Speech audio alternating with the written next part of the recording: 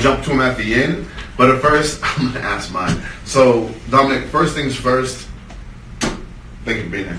Thanks for having me. I appreciate you. Pleasure. Shit, at you. This is the marketing guy. I fight people. You market people who fight it's true. or anything else. So basically makes us a team, right? Well, man, how did you get, for everyone who doesn't know, we'll go like about 5 to 7 minutes just on kind of your story. How did you get into fighting? Well, I don't know. I have this thing. It's funny as you call this the gene pool. Yeah. I have a very strong belief in survival of the fittest. Okay. And I didn't know that until I started competing in wrestling, and that's where it started for me. So in high school, you were part of the wrestling team? Yeah, but I started in junior high, actually. Okay. So I started in junior high. My 7th grade year, I was 73 pounds. Put your mic back on the table. Oh, yeah, the signal's a little weak. Am I not on there? Oh, mine's in my pocket. I'm fucking up. My bad. Mine's in my pocket, too. Audio check now. Is that better, guys? Type in the chat. Mic check 1 2 1 2. Mic check 1 2. Better? Good? Good? Better. All right. There we go. All right. Thank you. Shut the hell up. We're back. Better. All right, so wrestling junior high. Continue wrestling in high school. Were you good at the time? No. When you start wrestling, nobody's really good. Yeah. You're just kind of flopping around like a fish. Okay. But, excuse me. The thing that you're learning when you're in junior high and you're wrestling, and I try to tell everybody whenever I'm commentating fights, put your kids into wrestling. It's bigger than what you learn wrestling. It's more than you think. It's not a game is the thing. Yeah. It's like real life. So what I didn't know I was learning was how to be tough. What I didn't know I was learning was how to sacrifice. I didn't know I was learning, discipline, way deeper things I had no idea at the time. I just thought I was wrestling. So I'm always curious and fascinated when I meet people like yourself who have accomplished so much in your field.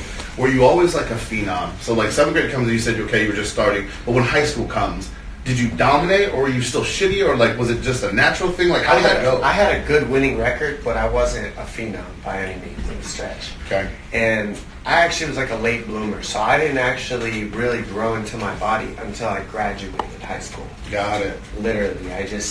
Not to mention me cutting the weight like I was doing to make the varsity squad in high school. Right. Cutting the weight really drove down everything too. And I'm in the peaking parts of my growing. Okay. And dieting was hard at this time. They were just starting to implement the new rules that high school wrestling has added, which is the no dehydration rules, where you have to be hydrated before you make the weight. Got it. They've changed everything. When I was wrestling, that didn't exist. People were dying, dropping like flies, cutting weight. Yeah. But it was just part of what you did. You didn't complain about it. So, wasn't some like LeBron James poster child who was guaranteed to blow up or anything like this? Sounds like pretty humble beginnings. Quite Junior high, high school. What'd you do after high school? Well, to be honest, to bring it back, I was actually the guy who watched the kids that all the coaches liked and said, why don't they like me? Why don't they see that in me? Sure. I was that. It actually drove me and pissed me off.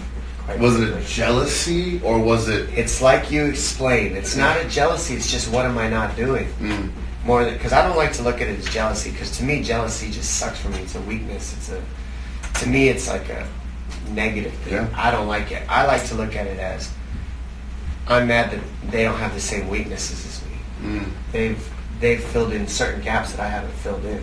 Well, there's some of these people that fast forward to your present day today that now reach out to you, that kind of dogs you out in high school, that like didn't really pay you any mind, that kind of came back full circle? No, I wouldn't say that. It was more just, whoa, people just kind of go, whoa, how? What the fuck? Where did this come from? Yeah, how? Just how? So was that like a natural thing? So you do the wrestling, you're in high school. Did you do anything in college or was it done after that? Like how did you get into fighting? It is pretty beating crazy somebody's ass. Because really there's nothing that would suggest that I would go this route. There's nothing that suggests that I would be successful. There's nothing to suggest that I would be an athlete. There was nothing to suggest anything about me really, other than I was the quiet guy who I just kept working. While people were eating lunch, I was running to get weight off. While people were on Christmas, I was running to get weight off.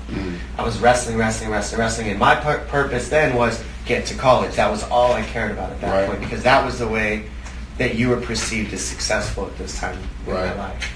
is you go to college. Well, I didn't have it the crazy mental like edge where I had a 4.2 GPA and I was in all the Excel classes. What was your GPA? I graduated with a 3.0, but I had to work like in at lunch, in after school. It was summer school, wrestling while I'm going to summer school.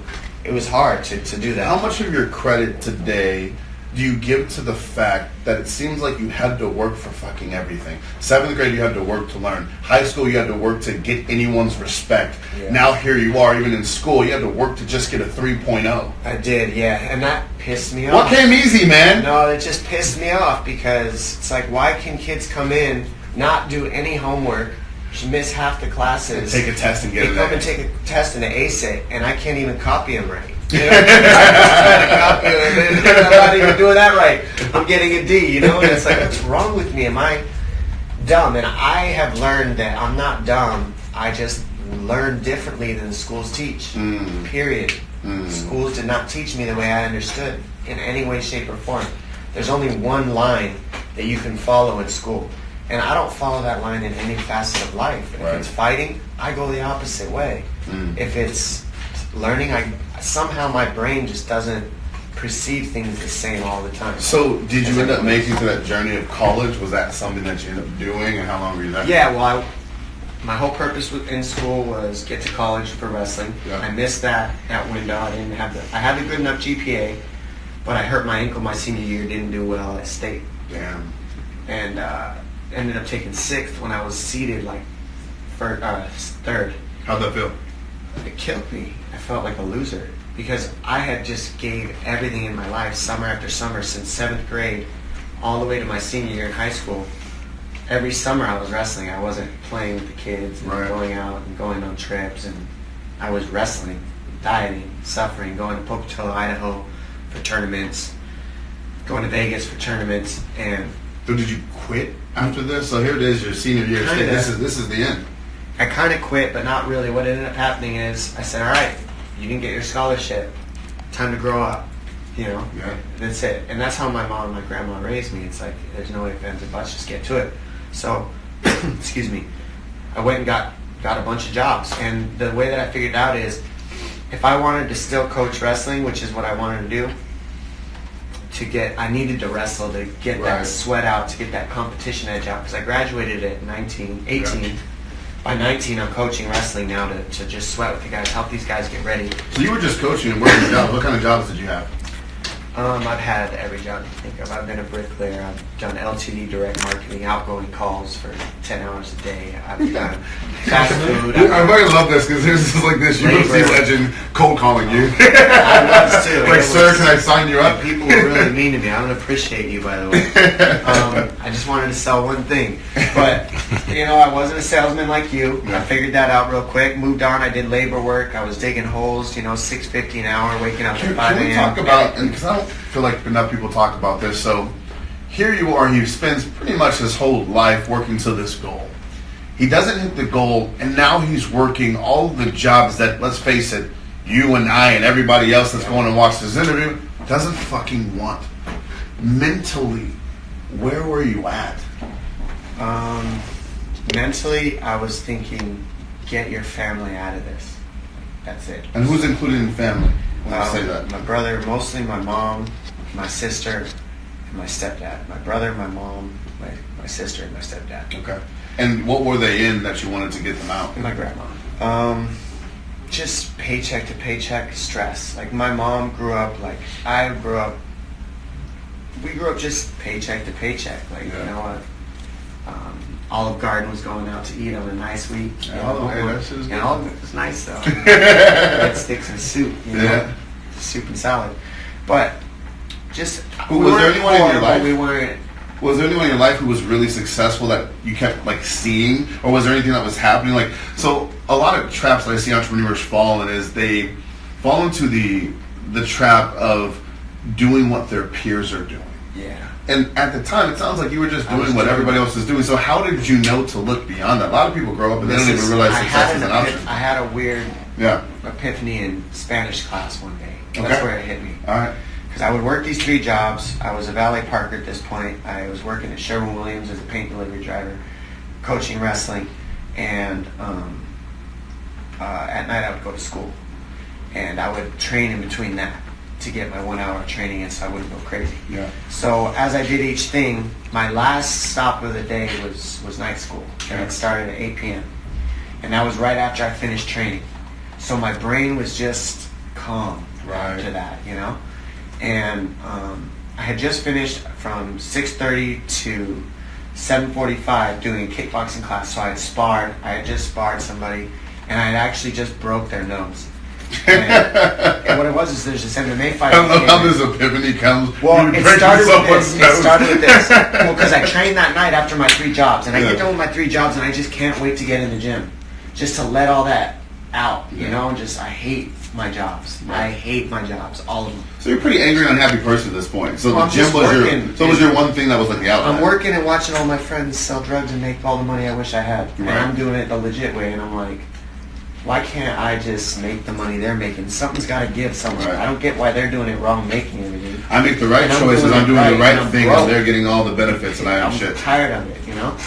But you know, I forgot where we were going with this. Well, I was trying to figure out this transition of you're in these jobs you don't like. You're in school. You have this epiphany moment in Spanish class that said. Yeah. Well, all right. So I trained that night. This guy comes in. I'm just training. He goes, "Hey, I'm an MMA fighter. I need some sparring." And one of the guys at the gym's like, well, he's a kid, but he's real. He's got a lot of piss and vinegar, basically. Yeah. The trainer said, we'll just throw him in there with you. He wrestled in high school, so he'll be fine. And then this guy's like, well, okay, I've got 4 fights. I'm a pro MMA fighter. I'll be fine. Yeah. Well, I ended up like killing the guy. Like, I just bust his nose. He's bleeding everywhere. His wife's like, hey, he fights in a week. What's wrong with you? And I'm like, I don't know. I'm just here living. Yeah. I don't know the rules of etiquette of sparring, that I shouldn't have done that. I'm just here, right? Right. They say, you need to try to get on this fight card. You're good.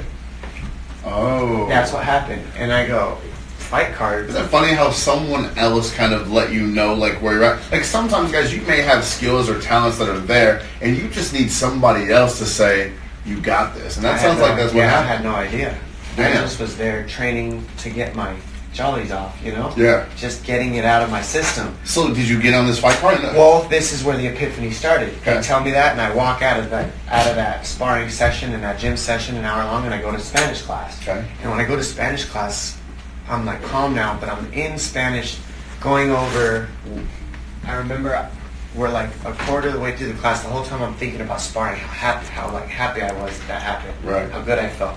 And then about halfway through the class, we're going over this one subject, and it's like conjugating verbs, and I'm like, regalo, yo, yeah, like I just did this my senior year in school, like the exact class, Spanish 3-4, whatever. You know, they just called it college 1-2. Yeah, it's easy. And it's like, hold on a second. So I just did this for free, and now I'm paying for it. And I'm working 3 jobs to pay for a class I just did for free. Yeah, this is crazy. This doesn't make sense to me. Why am I wasting my time here right now? I'm exhausted. This is dumb. The only time I'm happy is when I'm hurting, like sweating in the gym, or you were about to say hurting people. Don't back up on it. Like that's when I'm happy, is when they're trying to hurt me and I'm trying to hurt them, because there's nothing else that exists. Right. Like that's the realest thing that you can get. You can't lie to me, because you can tell me you're better than me, but after I make your face bleed all over the floor, there's no more talking. Go ahead. Are you better than me? No, you're not. You're just not. So there's something fresh and pure about that I craved. So you go all in on this shit. Well, then I say, that's it. Like I need to. Well, actually, let me ask you this question, because entrepreneurs will relate to this. So here he is, and now he has this wake-up moment of, I got to be honest with myself. I'm truly passionate about fighting. This is what I love. This is what I want to build a career with. Cool.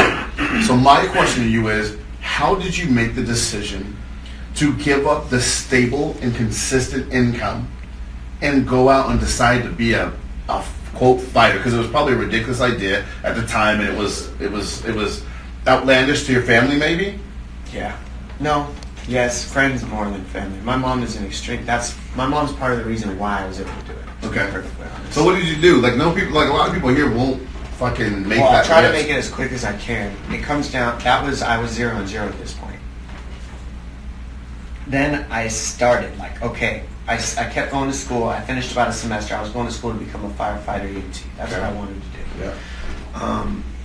I go for about a semester while I'm working these jobs and coaching wrestling before I get my first pro fight. Okay. I paid $350 to fight my first fight. Okay. At 155 pounds, the guy's 15 pounds heavier than me. He has to cut weight just so the commission will let me fight him. So not only did you not get paid to fight, you paid. Well, because you have to pay for lab tests to get your blood work and your eyes test and all this, and that's $350 from the doctor. They don't pay for it.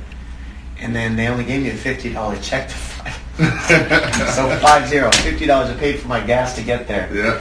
And I realized that was the first step. I still got paid. Yes. And do you realize that I was fighting in the street already every weekend anyway, so I didn't care. Because I was already fighting every weekend to get out, get things out of my system. Because you would have done it for free, and the I fact was that even a doing little bit it of money for came in free. cool. I was a dumb young kid. I'm 19. I'm just playing. Go out on the weekends, have fun, get in a fight. It's dumb stuff, but I'm thinking now this could be a business if I now I don't have to fight in the street. I'll just do this on the weekends, and it's fine. It'll be fun. It was the same thing with me, man. When I first got started and I was doing online advertising, the very first ad that I ran, I spent $80 and I made one sell for $5. Perfect. And it was a trial to hopefully someone Sick. pays 60 after. They didn't pay. And So why I did you literally- keep doing it? Exactly, because I had that one taste of it's fucking possible. Yes. I didn't have the results, but I said, holy shit, if just a few more people actually click and bought, then I would have made money. And I got obsessed with that. It sends a weird trigger in you, or it doesn't. But if it's something you're passionate about, it will. It'll just click. Boom. And you'll just start running with it. So this first fight, did you win?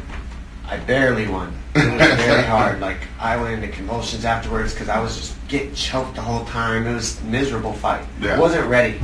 I had adrenaline dump because I didn't train right. I had no coach. I coached myself.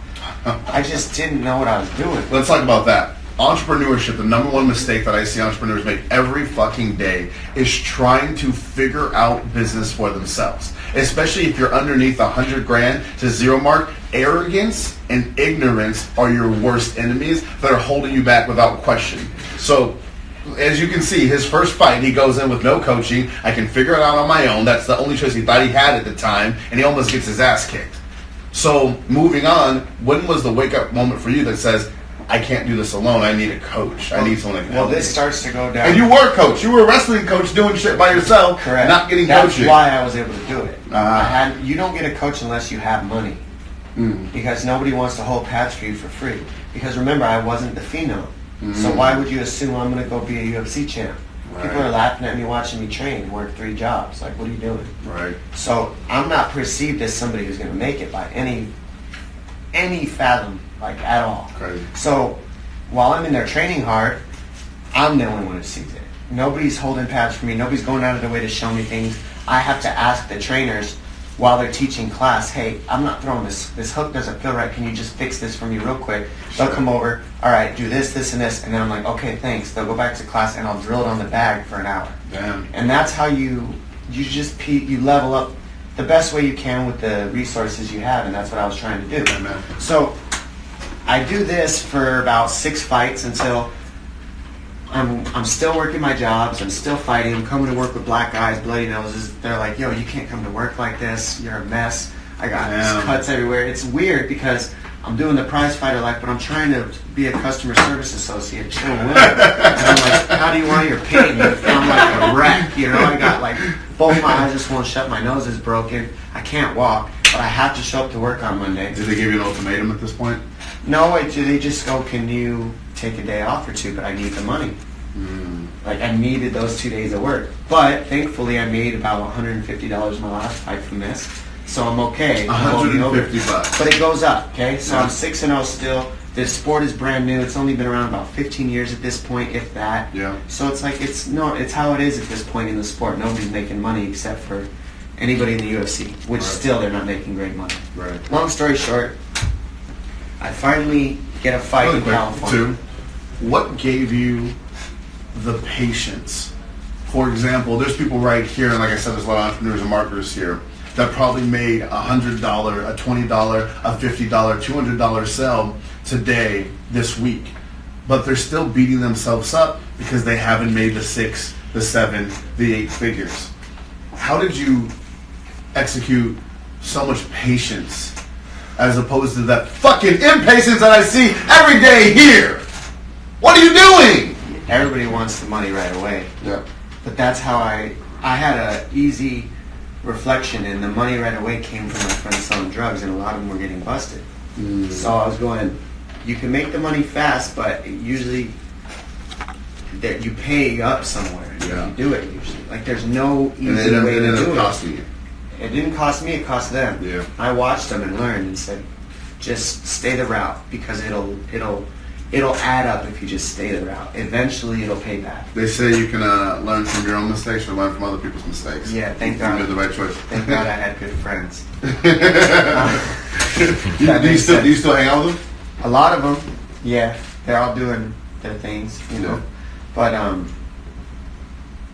when I'm 6-0 at this point, I'm still going to school and working. And you're a professional at this point. I'm a pro.